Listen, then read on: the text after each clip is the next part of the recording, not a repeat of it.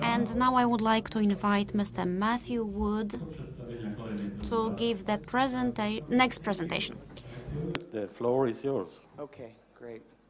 So we're already a little bit behind. I'm going to move fairly quickly through this presentation. Welcome again to the International Congress of SCD Probiotechnology. During the conference, for those of you who have a computer or a phone going, please feel free to follow us on Twitter and or tweet your comments during the conference. So my agenda today, I'm going to speak a little bit about the global trends and challenges that affect our industry and technology, the opportunities that these create, the power of innovation to meet these challenges, and SCD probiotics technology and global solutions to these challenges. So some of the global trends here that I'm going to talk about are climate change and the rapid increase in natural disasters, the increase in pathogen outbreaks and the influence of pathogen outbreaks on our lives and industry, the importance and need for sustainable agriculture, the over-reliance on pesticides and the influence or the effect that has in the environment and human health, the regulatory developments that come from these aforementioned issues, and the consumers and the people of the world demanding green and sustainable products. So this graph is quite astounding when you really look at the increase in natural disasters occurring around the world. I think as Stanislav Kolbusz, the previous presentation, mentioned, everybody knows that something's happening. Our climate is rapidly changing, and it's a very serious issue that threatens all of us. On pathogen control, we can see that there's also an increasing amount and frequency of outbreaks of pathogens. Recently in the news was what happened in Germany and the EU with many deaths from E. coli outbreak. We've had similar situations in the United States with E. coli outbreaks, salmonella outbreaks as some examples.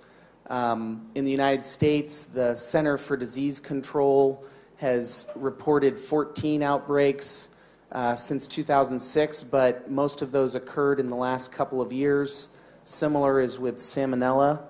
And one thing that, having worked with this technology for over 15 years now, I have learned and am very confident that when you have a high population of pathogens or you have a disease outbreak in any system, whether this is in a food distribution system like what recently occurred in the EU, or when it's in the digestive system of an animal or a human, or in the soil, when you have this high disease population of disease-causing microorganisms, this is a symptom or a result of an imbalance in the microbial ecology of that system.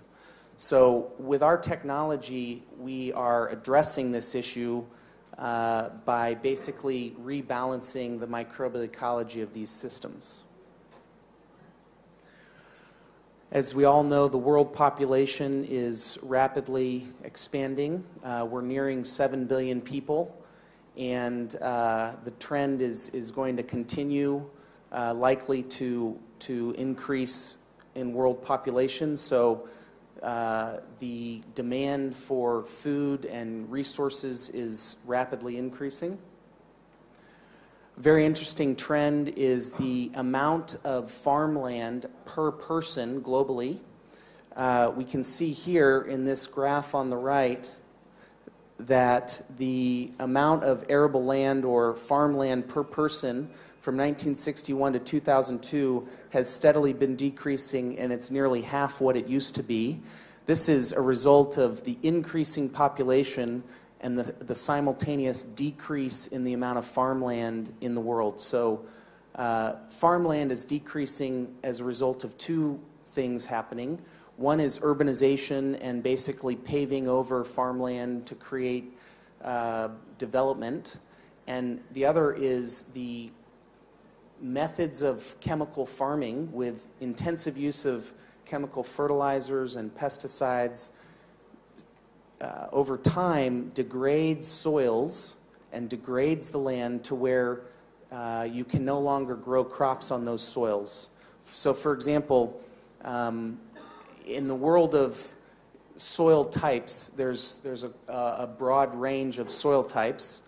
The most productive soils, like what we have in the Midwestern United States where I grew up, these are extremely deep, high organic matter soils that will be productive for many years to come.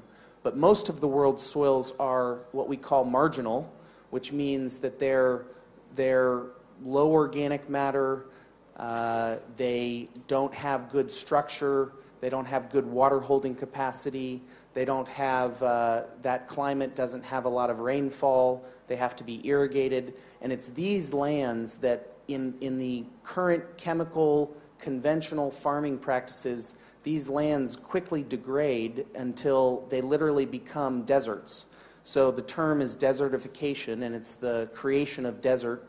The global amount of land that is desert and therefore cannot be farmed is increasing every year. And an interesting story, I recently visited the headquarters of a large global crop protection company in Germany, and when I visited their visitor center, I was really surprised. They had a large ticker that showed in real time the increasing number of the world population, and also in real time the decreasing number of hectares or acres of farmland. So we've got this increase in population and decrease in farmland, which is a very serious and threatening trend. Of course, we're all familiar with the fact that as we have increased the productivity of our farmland, we've used a lot more chemical fertilizers. Chemical fertilizers are directly related to energy and non-renewable energy sources such as oil and natural gas, because it takes a lot of energy to manufacture these fertilizers. And there's a direct correlation between energy prices and fertilizer cost. So as energy prices are going up and we reach or we approach what's known as peak oil, or the maximum amount of energy that we can produce from non-renewable sources, the cost of fertilizer is also significantly increasing. This causes an increase in food prices and inflation of the cost of basic nutrition globally.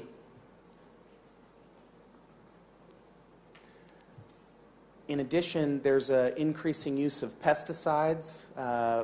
For those of you who don't know, a pesticide is basically a chemical product that kills organisms. It could be insects or fungi or bacteria or weeds. In 1985, there was $17 billion sold globally in the pesticide market. In 2008, there was $40 billion market in pesticides. So there is a rapid increase and a continuing increase in the use of pesticides globally. One of the reasons for this is what I mentioned about the degrading soils over time. When you have a poor quality soil and a poor quality environment, and when I say poor, I mean for the growth of plants in agriculture, the plants themselves are weaker, they have less immunity, and the possibility for disease, whether it's bacterial or microbial disease or whether it's insect diseases, increases. And so basically from the use of these chemicals in agriculture, which degrade the quality of the soil over time, it also creates a need to use more chemicals, more pesticides. So it's kind of like a cycle that the more you use, the more you have to use. And this is a trend that also has very serious consequences. So a few facts from the World Health Organization about pesticide use. First of all, I want to say that in preparation for this presentation, I was reading quite a few reports that have been put out by different global agencies about the use of pesticides. And one of the things that is reported commonly in all of them is this is a very hard thing to keep track of, okay? The most amount of poisoning and toxic effects of pesticides are in developing countries, in impoverished areas. Typically, women and children are the most impacted, and there's nobody out keeping track of this. If someone in a developing country who's living below the poverty line gets sick because they're applying agriculture chemicals or they get contaminated by agriculture chemicals, there's no one there keeping statistics on it. So these statistics are very difficult to determine, but there are certain trends that are clear. Up to 41 million people have acute pesticide poisoning and death each year. It's mostly affecting, as I mentioned, women living in poverty, women and children.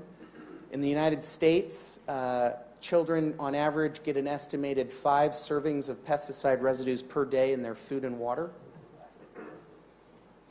It's also interesting to see how the trend is changing in terms of pesticide use. These graphs show the percentage of pesticide use. So as you can see, in 1985, North America was the largest user of pesticides. However, in 2008, Europe is now the largest user of pesticides with about 1/3 of the pesticides used. And Latin America, Asia, are significantly increasing their use of pesticides globally. So there's an interesting report that comes out every year in the United States where consumer advocacy and safety groups study a wide variety of the most commonly purchased vegetables and fruits, and they take vegetables and fruits out of the grocery stores and they sample them and test them for pesticide residues, and they come out with what they call the dirty dozen. These are the 12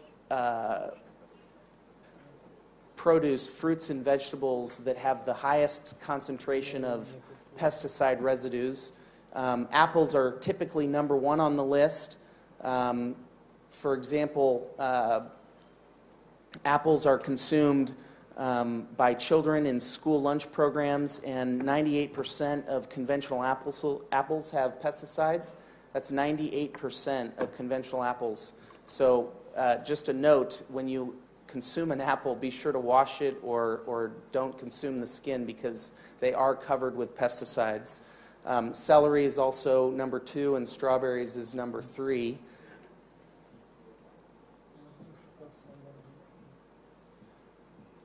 Two trends result from all these challenges that I've just mentioned. One is the consumers becoming more knowledgeable. So especially in developing countries, the consumers are becoming more knowledgeable about these threats and about these challenges to health and the environment, and so they are increasingly demanding natural and green products. As well, there's increasing regulatory pressure on farmers and commercial activity to curtail or to protect the environment and consumers. So there's this increasing regulatory pressure. An example of the growing consumer demand in the United States is a company called Whole Foods, which is the largest retailer of natural products in the world. And you can see in 1980, they had 1 store with very little sales. And in 2010, they had 300 stores with over $9 billion in sales. And Whole Foods is an example of a commercial company, a for-profit company responding to this increase in demand and taking advantage of the opportunity to commercialize products that truly are natural and safe and healthy. So these global trends, in my view, also can be viewed as opportunities. Probiotechnology solutions can harness the power of nature to solve some of these problems. We can incentivize and reward innovation in these areas so that we can solve these problems. And SCD Probiotics and our licensing network is a business model to incentivize and support innovation that solves these global challenges. So these are opportunities. In terms of the commercial opportunity, the most established market for probiotic products is in the food and beverage industry. Everybody here is familiar with yogurt and probiotic drinks like kefir, etc. These are age-old ways of getting beneficial microorganisms into the diet. And that's a large and growing industry with $31 billion industry projected for 2014. Europe has the largest market of 42% for probiotics. You know, and it's interesting to me as you talk to people, and I've been in this business for 15 years, so I've seen a lot of this trend evolving. And 10 years ago, when I would talk to people about probiotics, many people didn't know what they were. Now, when you talk to people about probiotics, almost a very high percentage of people are aware of probiotics for humans, and increasingly they're aware of probiotics for animals. What almost nobody is aware of is probiotics for plants and agriculture, and that's one of the areas where we are pioneering and basically opening up new markets for this type of beneficial technology. So there's an opportunity for innovative commercial green technology solutions. Governments are incentivizing green technology development. An example is our SCD Probiotics received a $1.4 million incentive package from the state of Missouri, Missouri Technology Corporation, earlier this year. The private sector is increasingly recognizing these trends and increasing their investment in green technology because they see that's what consumers want. And an example there is through some of the worst economic times, we've been able to increase our investment in the technology through investors. SCD Probiotics and Probiotic Technology, Innovative Sustainable Solutions. Our consortia technology offers this opportunity because it's an advancement on basic microbial culture technology. Our business model is intended to incentivize the development and spread of these products on a rapid pace around the world.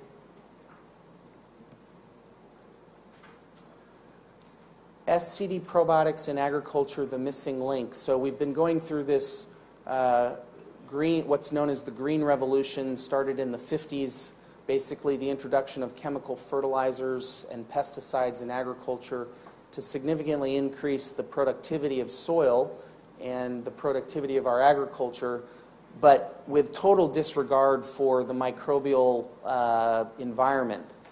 The only time microbes have been studied in agriculture, typically and historically, has been when there's an instance of disease. So when there's bacterial or fungal diseases, we study that disease, but there's been very limited study of the opposite side, which are the beneficial microorganisms or the probiotics and how they influence agriculture. What we're finding over decades of research, not only our organization but other organizations, is that this missing link of looking at and managing and addressing the microbial ecology of agriculture systems, or the balance of microorganisms, the presence of certain types of microorganisms in the agriculture system is the next great chance for us to have a second green revolution and further increase the productivity and the sustainability of our agriculture systems. Why is that? Well, because by managing the microbial ecology, using probiotic technology like SCD probiotics, you can improve the efficiency of fertilizer use. So this is a very important issue. As I mentioned, the rapid increase in cost of fertilizer and the issue of the energy crisis that will come sometime, or is here, or is coming in the future, being able to more efficiently utilize fertilizer is very important. We find in our programs that we can basically reduce the fertilizer input and maintain or even increase yield. So this basically means a more efficient utilization of fertilizer within the system. We can reduce the reliance on pesticides. This comes in the form of competitive exclusion, where you establish beneficial probiotics in the system, in the soil, on the phyllosphere of the plant, and those beneficial microorganisms keep the pathogens or the disease-causing microorganisms in check. They keep them in lower population, so you have less frequent and less severe outbreaks of bacterial diseases and fungal diseases, which equates to less reliance and less need to use pesticides. So it's really like a preventative measure that ultimately reduces the use of pesticides. We also have developed probiotic-based products for controlling insect pests, such as larvicides that kill certain types of insects. These are natural probiotic-based products, and there's a lot of innovation occurring in this area as well. So using natural probiotic-based products to reduce pesticides. Improving soil quality and nutrient availability over time. I mentioned earlier about the process of degradation, or the decline in soil quality that results from chemical farming or conventional farming, especially in those marginal soils that are already low quality to begin with. They have low organic matter, low nutrient content, etc. By establishing a microbial management approach and introducing the right types and quantities of beneficial microorganisms into the system, you can actually improve the soil over time and reverse this trend of degrading soils. So one of the largest users of probiotic technology in the world that I'm aware of is a government in the Middle East, and they have effectively reduced this trend, or reduced the size of the desert as a result of using this type of technology. Increasing the organic matter in the soil, which is directly related to this soil quality. It's also a huge carbon sink. So one of the areas that we're pioneering and working with is figuring out how to quantify the carbon that gets maintained or built in the soil by using our technology. Everyone's aware of the greenhouse gas legislation and carbon credits and this concept of global warming or climate change as a result of carbon being emitted into the atmosphere.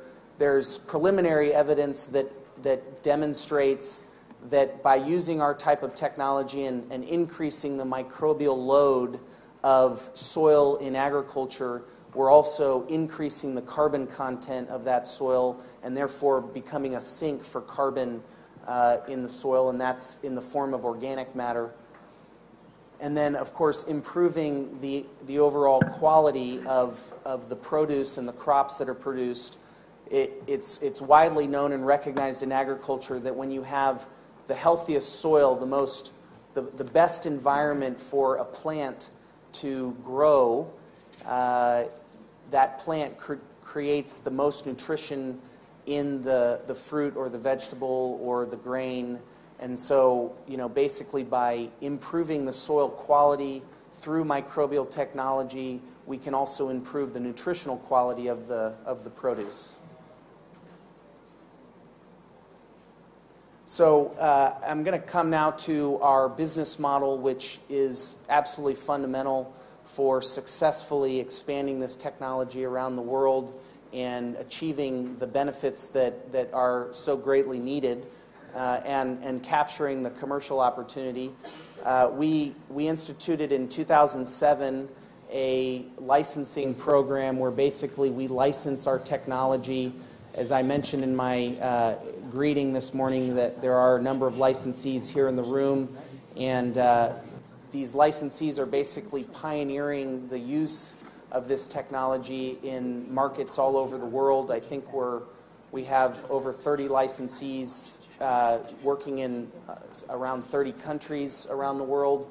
These are some logos of these, and inherent or built into our licensing model is a way to incentivize our licensees to also innovate. So rather than SCD being the only company in this network that is developing new products, we also have licensees who are pioneering and developing all kinds of new products and new applications.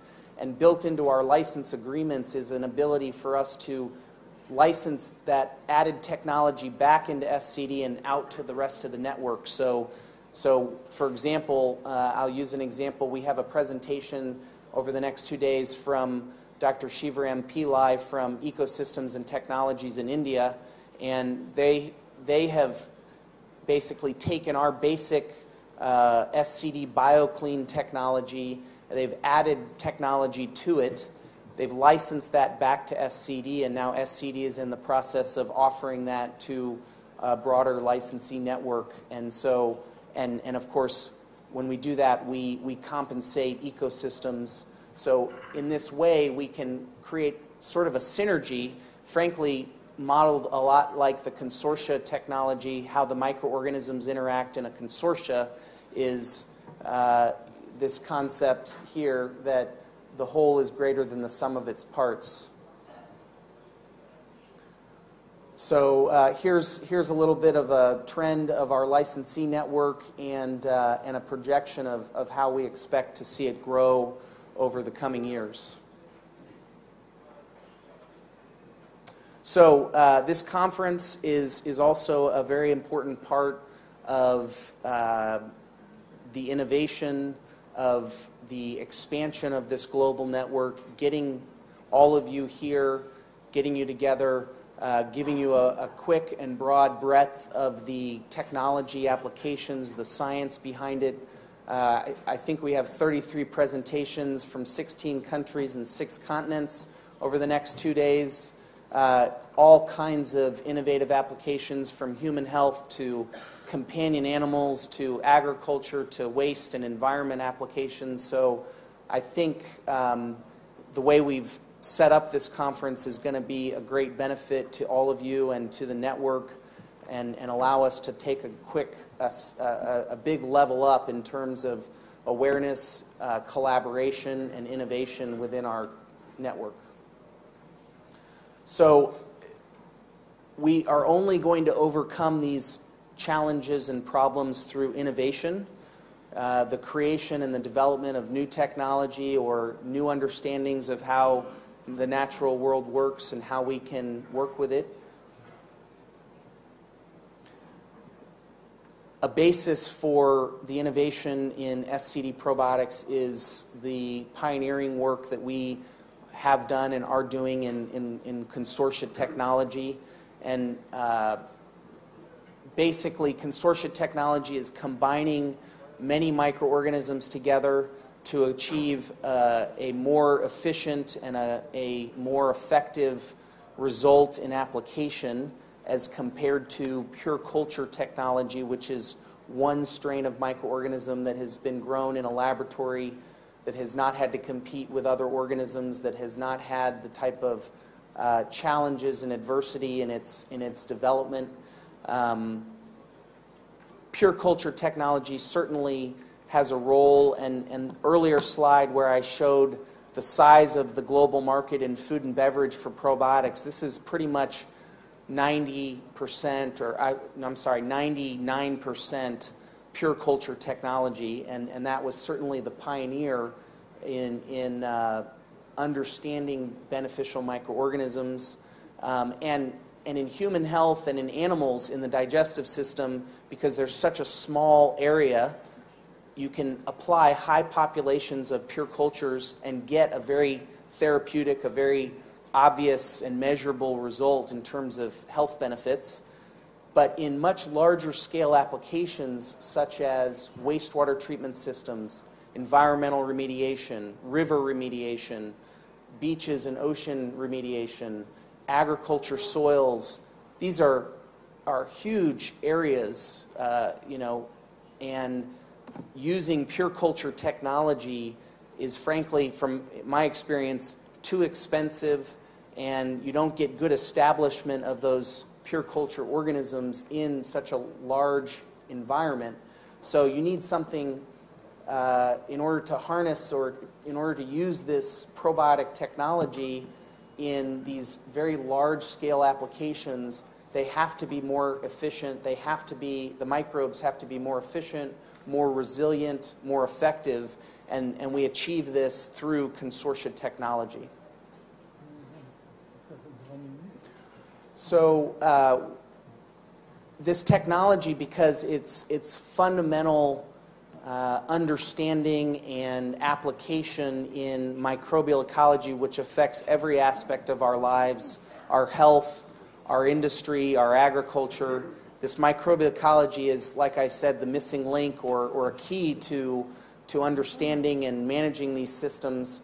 And so therefore, it means that there are an incredibly broad array of commercial applications and opportunities in this technology field. These are some of the applications that we are already working in, developing products in, and we've got a number of products on the market through our licensing network, and we have a number of products that are in development.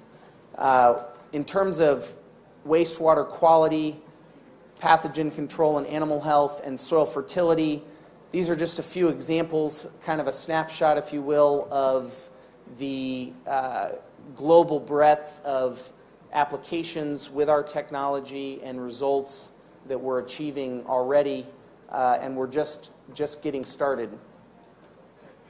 Some examples of innovation and new products that are coming out or that we've recently released. Our home, farm, and garden product line with our barn cleaner, our horse product, fruit and vegetable cleaner, our cleaning products for the home and kitchen and industrial applications, our soil enrichment product, Bodyguard. These are all positioned for the consumer products market, which in the United States, the United States is the largest home and garden consumer products market in the world. Home Depot, Lowe's, and Walmart control 2/3 of the market, and these products are positioned to capture that opportunity because the market is demanding these green and natural products. And throughout the next 2 days, you'll see more in-depth presentations about these products. Products that are currently being developed by SCD or some of our licensees are also quite broad in their range. All kinds of products for people, all kinds of products for pets, lawn and garden, for industrial applications. Out of respect for time, I'm going to skip through a few of these slides because I want to make sure that we don't run too late.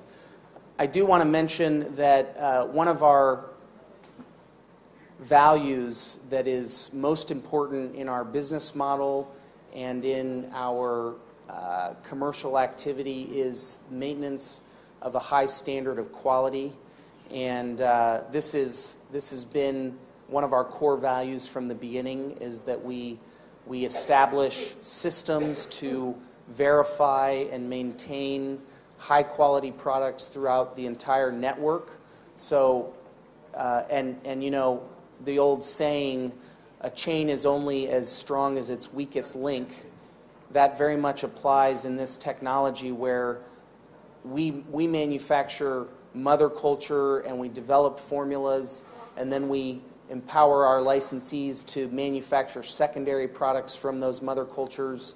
And so the quality control systems, both in-house at SCD Probiotics for manufacturing mother culture as well as in our licensee network, has to be maintained. It's a non-negotiable type of thing, and we've put a lot of dollars and time and research into figuring out what is the cost-effective way to maintain quality and have quality production systems. One of our most recent developments is a secondary production unit. This is basically a manufacturing unit in a shipping container that allows a standardized manufacturing process so that every time a product is manufactured by a licensee, it's done exactly the same way and according to the same standards and quality. So this is an example of some of that pioneering work that we've been doing for quality. The conclusions here, the global challenges are very serious. They are real. We have to find solutions and address them. Consumers and regulators are demanding greener solutions. This is the trend. It's only going to increase. So there's also, therefore, an opportunity. Innovation is our only chance to solve these problems and meet the opportunity. SCD Probiotics is pioneering innovative technology solutions and business models to solve some of these problems and take advantage of the opportunity. And basically, we have some of the solutions already, and it's now a matter of spreading those solutions around the world as opposed to developing them. So thank you very much.